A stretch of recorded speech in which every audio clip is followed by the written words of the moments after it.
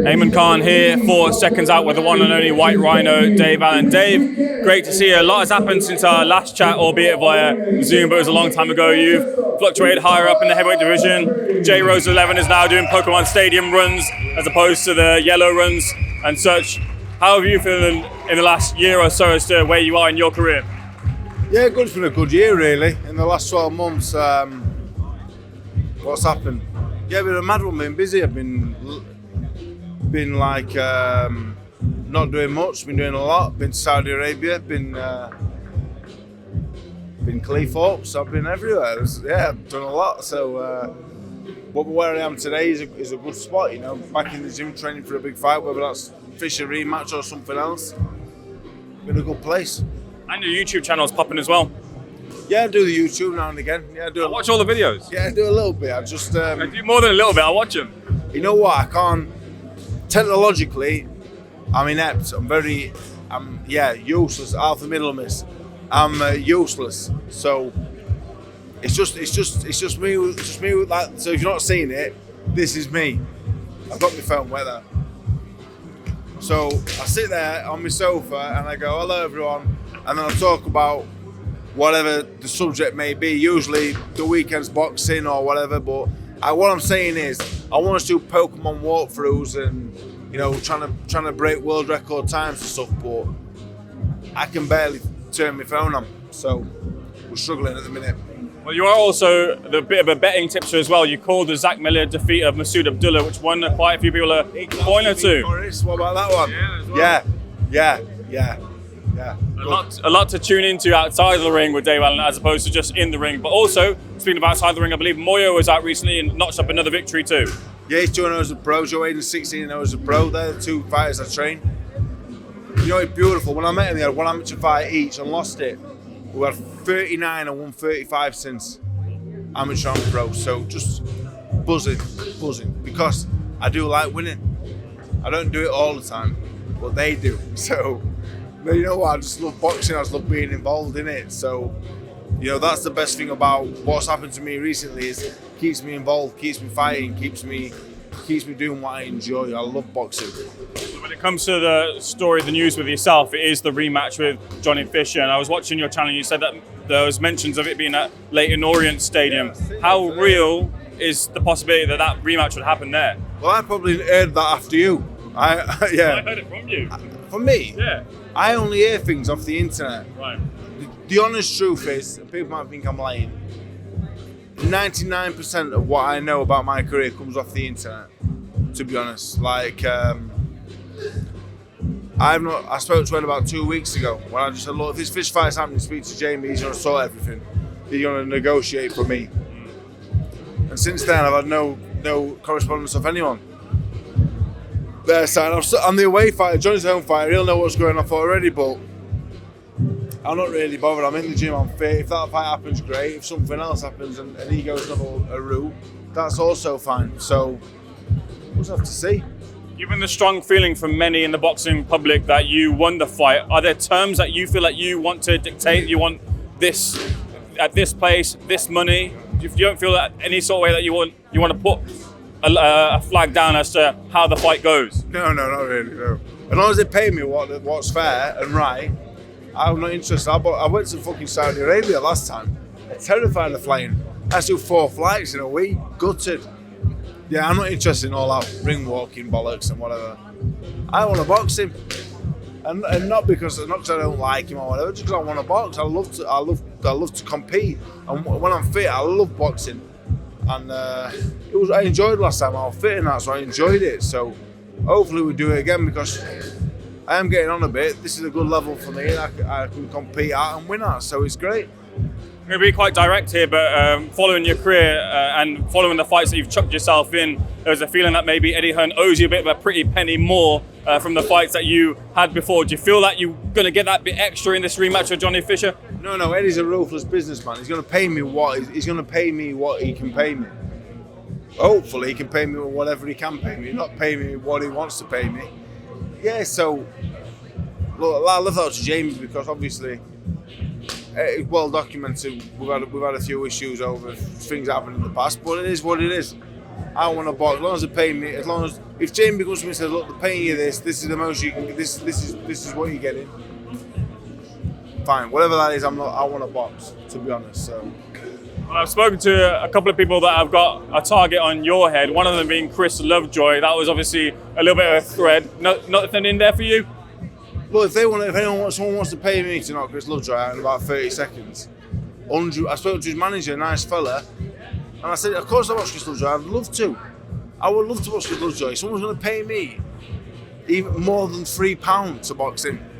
Do you know what I mean? I like Chris. He's all right. He's a sound fella, nice fella. It was, you know what I mean. Beyond all the bullshit and that, nice bloke. But no one's going to pay me to box him. Who's going to pay to watch me and him? Nobody. So it's pointless talking about it, really. Having followed your career, I felt a little bit frustrated. You've addressed this on your channel. Given the feeling that you won the fight with Fisher for many, but you've been sort of like relaxed and laid back about it, which is your demeanour. I felt like kind of jumping through the screen, but like, Dave, you've got to really shout about it and say, like, I want that rematch, I deserve it, I should get it, I deserve the win on the night. Do you know what? When I watched it back properly, which took me a while after the fight, I thought I won the fight. But realistically, once the result's been called, I thought I won it, yeah. And look, there were some close rounds in there. Do you know what I mean? If they want to say they thought Johnny won, I don't give a fuck, to be honest. I've lost 7 fights. Who cares? Do you know what I mean? Like, people get a bit edgy about it and say, oh, I won. I don't give a fuck, to be honest. If you thought I won the fight, great. If you thought I lost, I couldn't care less. But you were in the driving seat of your career. Shouldn't you be you should be the one shouting to the rafters the loudest? Why? What am I going to gain from that? Sound like an arsehole? I'm not bothered. Like, people make their own mind up. I'm not going to try and tell anyone what they should think. Thought I won the fight, great. Thought I got beat. Also, I'm not bothered. That's fair enough. So, Johnny Fisher's the kind of bloke, he'll want to put it right. You know, whether he thought he won or not, public perception is I won the fight, and he'll want to put that right. He's good. He's tough. He's good. He did fucking amazingly well. I just don't think he was ready for me, and the rematch I think will be even worse. Let me get your thoughts on some of the latest moves in the boxing game at heavyweight. The recent report from the ring says that Oleksandr Usyk has written his retirement plan. I believe it's 2 fights till he retires. What do you think about the potential exit from Oleksandr Usyk from the heavyweight game? I'd just like him to stop now, really. He's the best heavyweight of our generation. He's one of the best fighters of all time. And if he carries on and boxes Dubois again, or Bacoli, or Caballel even, couldn't get beaten for what? He's got all that money, he's done everything there is to do. I understand it's hard to stop boxing, I understand that more than anyone, but why carry on? He's going to carry on too long and get beaten, it'd be such a shame. Do you feel like Dubois or anyone can get a victory over him? Yeah, of course, I think there's a few. I think Bacoli will beat him, Bacoli's too big. This game's all about styles. It's like, I watch Johnny Fisher, he's trying to outman me. I don't think there's every weight in the world can stand with me and just swing away like. There might be someone like beat me, but you don't look like shit because I am what I am. Do you know what I mean? Like, Usyk, there's a few people that beat Usyk, yeah, definitely, yeah. No one's unbeatable if you box the wrong style for you or the wrong kid. So I just like seeing get out of there and be remembered as one of the best ever. Because once you lose, you're shit. As you like in this day and age, you're shit. So just get out now while you can, unbeaten. Joyce versus White. Do you feel that's a style clash that's going to mesh into a good heavyweight fight? It could do, yeah. Joe Joyce is going to come and find you. Do you know what I mean? Like Joe Joyce always tries to be in good fights, but because of his style, sometimes they end up being stinkers. You know what I mean? But it's very easy to forget because of the Zhang fights. He beat Joseph Parker up. He was one of the best fighters I've ever spotted. Joe Joyce, exceptionally strong. I don't think he gets the credit he deserves now. Him and White's a good fight. I'm more intrigued by Riat Kohli, to be honest. I think that's a better fight. Just because the stage of the careers that they're at, but it's a good show. I've played TKV, it's a good fight as well. What do you think of Dillian Whyte kind of poking fun at Joe Joyce in his speech and feeling that he's maybe felt the effects of the sport? I've known Joe a long time. I've known Joe since 2012. Joe Joyce has always spoke the same. Joe Joyce is Joe Joyce. He's a lovely fella. He's nice. I've known him a long time, and I'll be completely honest, I don't notice any difference in him. Joe's always been Joe. He's a nice fella. Like, that's the honest truth. I don't buy into he's doing this and that. He got beat by Zhang, who's an exceptional puncher. It was all wrong for him. And Joe's just Joe. Lovely fella. If you beat White? Depends what they've got left. That's the truth. Like, what's White got left? He hasn't boxed for years. The last few times we've seen him been on small shows against subpar opposition. So it is purely a guessing game, really. You mentioned that you had more interest in Lawrence Okolie versus Richard Riakporhe. From Richard Riakporhe's perspective, is there any harder entry into the heavyweight game than Lawrence Okolie, barring, of course, the heavyweights right at the top? Yeah, it's a good match, I think.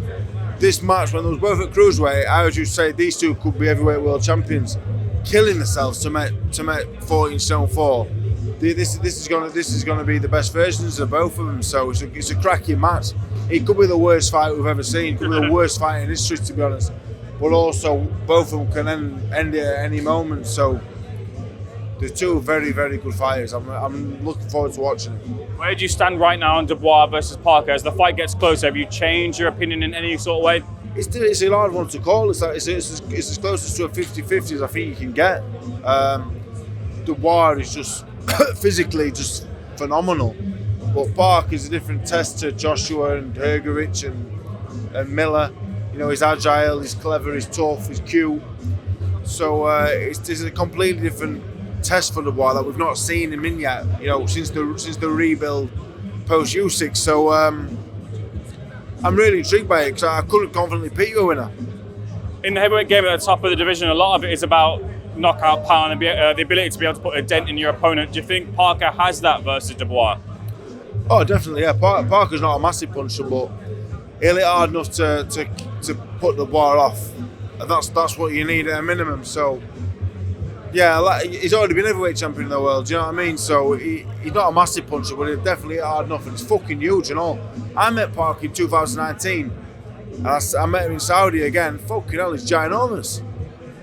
Having sparred Dubois in the past, you've talked about at length about how his jab is like a right hand. I imagine that Parker's game plan is going to have to be blocking a lot of that with his guard.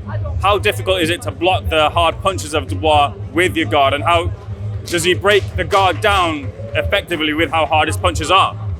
It's difficult. Parker's super tough, so you know he's not going to feel a few jabs and go to pieces. He's a world class man, but yeah, these are all difficult. Dubois is a difficult man to face purely on his physical attributes. Never mind the fact that he's a top class boxer as well. And what's Nigel Travis saying? I had a small interruption. I don't usually take question requests, but the question was, have you trained today and have you had a wash afterwards as well? I feel like Gareth A. Davis before Dillian Whyte walked through to the arena. I did train today. I had a 12-round circuit, 12 rounds, burpees, pads with Nigel Travis. He struggles to keep up with me on the pads sometimes, but you know I make the best of it. And I got a shower when I arrived back. I also got a cloth and I washed my coat down and then sprayed it with Cameron Bong's aftershave. What was the aftershave? Pardon? What was the aftershave? Fuck knows, I'm not an aftershave guy. I was in a bottle somewhere. How is the weight? Have you got a bit to lose before your next fight? Yes, of course. It's been Christmas and New Year, of course. Yeah, I've got weight to lose. Yeah, I'm not the consummate pro, but my next fight, I'm always going to be in very good shape. Now I'm going to be in the best shape I can possibly be in. That was Dave Allen and Alfie Middlemiss. Bit of a collaboration between Dave Allen and SecondsOut. Dave, I'll let you take the mic and interview Alfie. No, I don't want to interview him. I just got this is Alfie Middlemiss. We train together. We train at Wharton Gym at the minute, and Wharton Gym is where this man to the left of me is a product of. This man to the left of me, Alfie Middlemiss, his dad was on Coronation Street. He was on Waterloo Road, yeah? He's the best looking man under 5'5" in boxing. I'll take that. Also, good amateur Alfie, 35, won about 29, am I right? Mate, I know everything, don't worry about that, I do my own work. Also, yeah, we train together at the gym. He's Jamie's first amateur from his amateur gym to turn pro, and he's pretty good. He's only a baby, but I think he's pretty good, to be honest. And Ask him what's his style like. you ask him. I'll pass the mic over. No worries. Cheers, Dave. Alfie, let's get into the chat with yourself. What's your style like? For people who haven't seen you in the ring, what would you describe yourself as? A little bit of both. I can box and I can fight. It depends on what situation it is, but I can adapt in between fights. And my style is definitely more suited to the professional game. I'm excited to get in there on Saturday night and show what I'm all about. So, yeah, exciting times ahead. Do you ever feel the pressure of having to perform, having to deliver a highlight reel knockout, because this game is about keeping your name in people's mouths on Saturday night? Do you feel like you have to deliver a KO to keep people talking about you? Do you know what, mate? First and foremost, the win is most important. I'll go out there, I'll box, stay relaxed and get the win. But if the knockout's there, I'll go for it. I know it's the entertainment business at the end of the day, and I'm in it to go and entertain, do you know what I mean? So excited to get in there on Saturday night, and you're going to see something special. First time speaking to you, so I wanted to know, what's your inspirations for boxing? What made you want to put on the gloves in the first place? Do you know what, mate? My whole family weren't involved with boxing. My dad was into the acting industry and the entertainment industry. I sort of found it on myself. I've always been a competitive kid, whether it be football or any sport, and I sort of just fell into boxing and I loved it. Do you know what I mean? So they say when you get hit on the nose for the first time, you either love it or you hate it, and I loved it. So yeah, I'm excited to see where this journey takes me. Who would you say your boxing influences are? Fighters that you took a little bit from that game and put it into yours? So many different ones. I mean, I love Floyd Mayweather, obviously his defense and his skills. And then you can take little bits from like Ricky Hatton and loads of different styles of fighters. But I like to just adapt and add it to my own game, yeah. And I'm sort of like a mixture of everything. Is there a piece of advice that sticks in your mind that you're going to take to you on fight night, or just in general whenever you get into the ring? Is there a piece of advice that sticks into mind in terms of guiding your career?